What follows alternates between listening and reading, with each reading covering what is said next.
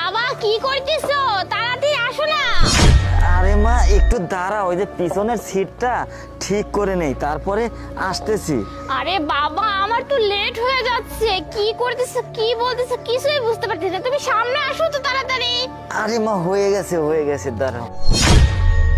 এই শোন, আমার মেয়ে যেখানেই যাক তুই পিছনে পিছনে থাকবি, আর যে জায়গায় যাক মানে আমাকে মাঝে মাঝে ফোন দিয়ে জানাবি, বুঝতে পারছিস? মাগো আমি এসেছি। যাই হোক তুমি একটু সাবধানে যেও, দেখে শুনে যাও, রাস্তাঘাটের পরিস্থিতি ভালো না। আচ্ছা ঠিক আছে বাবা, তুমি চিন্তা করো তো, আমার দেরি হচ্ছে। আচ্ছা ঠিক আছে মা, যাও। সরো।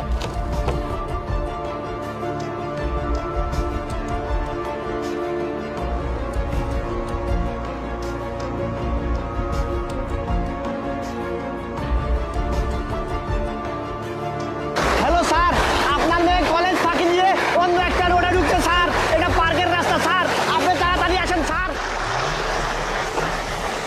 Hello sir. হ্যাঁ স্যার।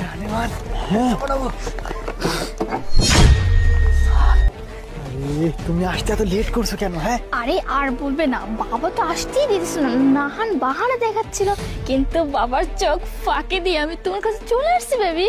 ভালো করছো, আমি না অনেকক্ষণ ধরে এখানে একা একা বোর হয়ে গেছি, তুমি আসছো এখন অনেক ভালো লাগছে। আচ্ছা চলো না আমরা যাই ওইদিকে। Hello sir. স্যার শোনেন না, আপনার মেয়ে স্যার ঢুকে পড়ছে। হ্যাঁ স্যার, একটা গেট সুন্দর মতো একটা গেটের মতো আছে না, এই যে বাথরুমের পাবলিক টয়লেট, গেটের মধ্যে দুই সাইডে ফুলের গাছ, পার্ক। হ্যাঁ স্যার, পার্কের মধ্যে ঢুকে আছে। আরে কিসের কলেজ? আরে আপনাকে আমি বলতেছি না কিসের কলেজ, কোনো কলেজ নাই। আপনি আসেন, আমি এখানে আছি, গাড়ির সাথেই আছি স্যার। হ্যাঁ ওদিকে যেতে না করবে, আমি গাড়ির সাথে। আচ্ছা বাই। আমরা হ্যাঁ কাজ করি, চলো না ভিতরে গিয়ে বসি। হ্যাঁ শোনো বেবি, আমরা ওখানে গিয়ে অনেক কিন্তু আড্ডা দেবো দুজনে একসাথে, ঠিক আছে?